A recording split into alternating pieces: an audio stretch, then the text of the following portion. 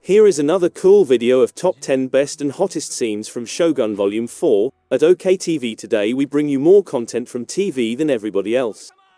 Kindly drop a thumbs up and leave a comment on what you think of these scenes. Also hit the subscribe button and turn on the notification because you are our superhero. Let's get it over with. 1. Toranaga fled to Ejiro. Following Jon's attempted assassination, Toranaga fled to the fishing town of Ejiro, which was the focus of the third episode of Shogun. Because Kayama was so determined to murder Jon, he attacked the convoy that was commanded by Ishido's right-hand man, Jozen, and Yabashige. Somehow, Jon, Toranaga, Mariko, Fuji, and the others arrived at the docks and boarded a boat to go to the Portuguese. In the opening scene of Shogun Episode 4, Kashigi Omi is getting Ejiro ready for Toranaga. 2. Jon Blackthorne's consort. Mariko tells Fuji that she is meant to be Jon's consort, but she declines this title since she is still grieving the loss of her husband and child. It's not a permanent employment, according to Mariko. For a single year, Toranaga is requesting that Fuji serve as Jon's consort. Fuji shortens it to 6 months, and Toranaga seems to be okay with this extended agreement.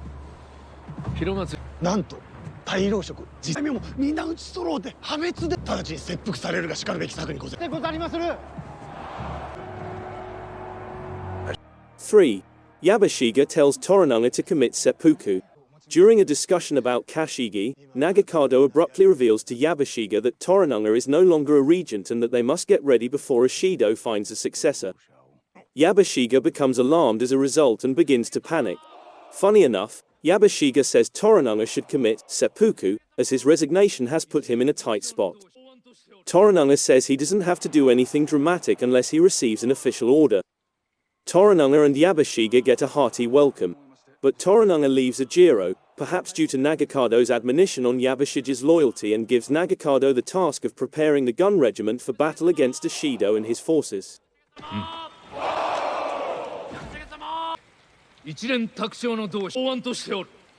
4. Blackthorne ties Sama to Uejiru. Jon attempts to check at his ship and find his crew back in Ejiro, but he is stopped from doing so. Mariko tells him that his troops are in Edo and that he would be brought his firearms, pistols when needed. Furthermore, Mariko emphasizes that Jon's troops and ship are no longer his. Instead, they are now Toranaga's. Jon ties Sama to a man called Uejiru when he and Mariko arrive to the house they have been allotted. Mariko, however, clarifies that's not how Sama is used. Uejiru cannot be considered as an elder or a senior official since, I suppose, he is a servant or a member of a lower caste. Even though the guy is elderly, Jon addressing him as Uejiru Sama demonstrates that he is not prejudiced. I wish to pillow her, pillow on her, Neo. Insult to our lord? Sorry. And the guest room where?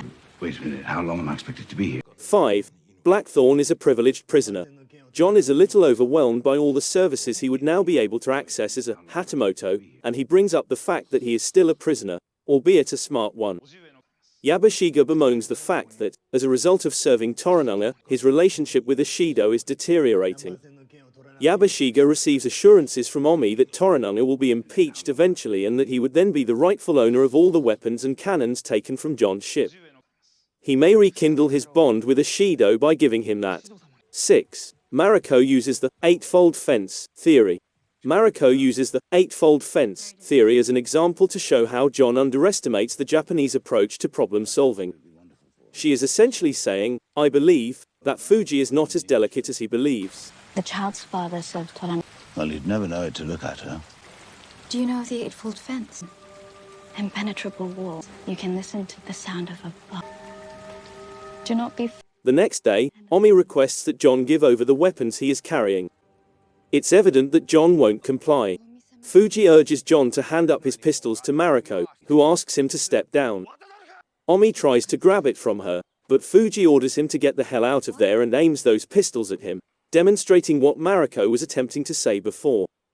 There is nothing left for Omi to do but go. 7. Displaying Jon Blackthorne's Christian weapons. After that, Mariko and Jon meet with Yabashige, Nagakado, Omi, and the other members of Yabashige's group to discuss displaying John's Christian weapons. John begins to embellish the story to emphasize how devastating those weapons are, but Mariko advises him to be a little more realistic. John chooses to demonstrate the cannon's effectiveness with a hands-on demonstration. It clearly impresses Yabashige, and that puts John in his good graces. A montage features John assisting Yabashige's men in mastering the cannon, the noise of the cannons frightening the entire hamlet, and Mariko examining John's notes. 8. Baby Earthquake.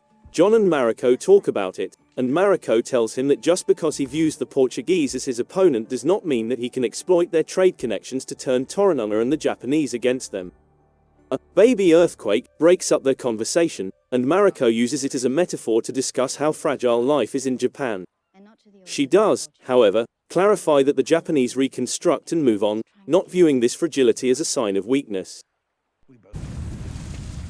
Just to come from the sea and fires that break out in the village, and sea and earth die. 9. Jozen, Ishido's troops leader, meet Blackthorne to test his weaponry. Kiku challenges Omi to take over as Ajiro's ruler. Jozen, the leader of Ishido's troops, arrives in Ajiro to order Yabashige to return to Osaka and re-establish his alliance with Ishido, further complicating matters. Jozen is advised by Yabashige to remain in Ajiro so that John may demonstrate his weaponry, which he intends to offer to Ishido when Toranaga is effectively pushed out of the scene. Jozen consents to do that.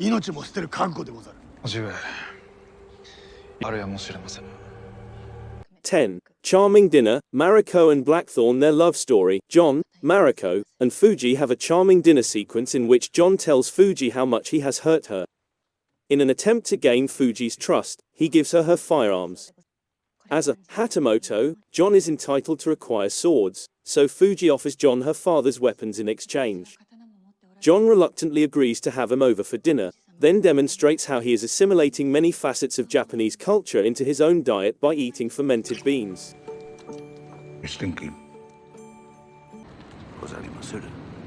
We have a nice sequence with Mariko and John talking about Mariko's background before the storm.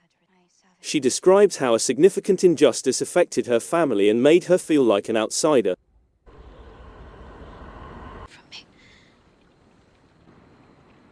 But recently, Rebuilt and ruined and rebuilt 50 times over. And one who owes me no explanation. It's crowded.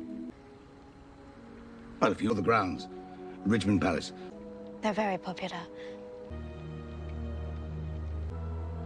It's unclear what it is, but it seems like Toranaga has offered Mariko an opportunity to make amends or find a solution to this specific difficulty in her life. She asks John to talk about London and what he would do if he had the opportunity to show Mariko around the city, but she doesn't get into specifics. Of course, Mariko, pillowing, John marks the conclusion.